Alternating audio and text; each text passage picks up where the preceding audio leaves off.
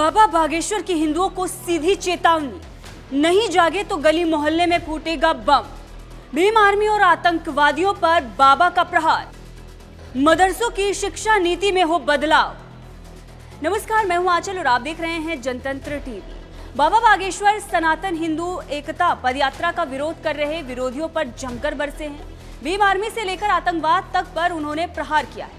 धीरेन्द्र कृष्ण शास्त्री की पदयात्रा दिल्ली से हरियाणा पहुंच चुकी है, जहां उन्होंने दिल्ली ब्लास्ट पर बड़ा बयान दिया है। मध्य प्रदेश में भीम आर्मी के विरोध पर भी उन्होंने सख्त लहजे में चेतावनी दे डाली। बाबा बागेश्वर का कहना है कि कितनी भी साजिश कर लो, हम रुकेंगे नहीं, हम डरेंगे नहीं। सुनिए बाबा बागेश्वर का ये बयान। कुछ विरोधी ताकतें इस कार्य को, इस मिशन को रोकने के लिए तरह तरह के षड्यंत्र कर रही हैं, तरह तरह के उपद्रव कर रही हैं।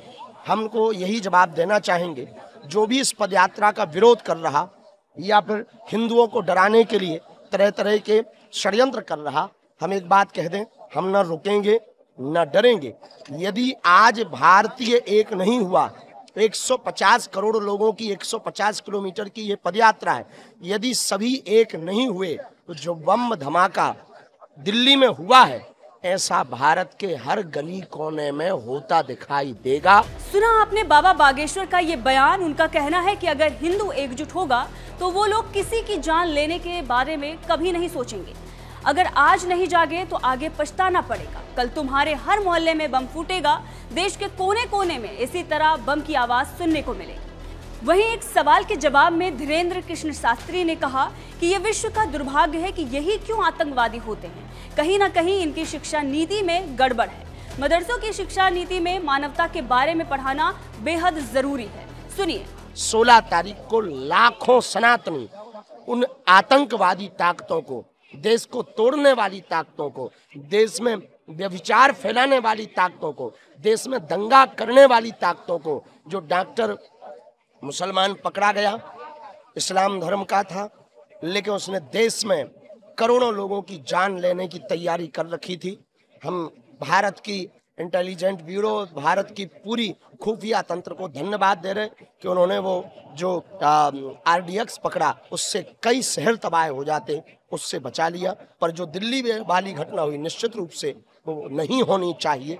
हम इसी आज की पदयात्रा में संपूर्ण भारत को पुनः सामाजिक समरसता के लिए, भारतीय और सनातनी एकता के लिए आह्वान कर रहे हैं कि आओ 16 तारीख को वृंदावन में, वरना हर मोहल्ले में धमाके होंगे।